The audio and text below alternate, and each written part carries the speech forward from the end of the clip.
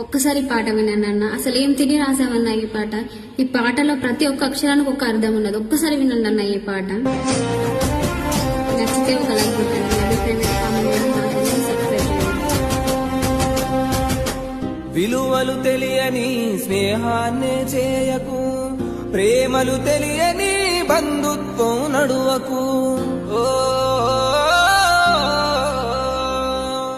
విలువలు తెలియని స్నేహాన్ని చేయకు, ప్రేమలు తెలియని బంధుత్వం నడువకు.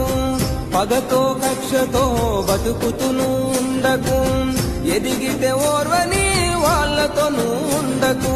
గడిచిన గతమంతా నీకు గుణపాఠమును, తెలియక చేసిన తప్పులు సరిదిద్దుకోరో.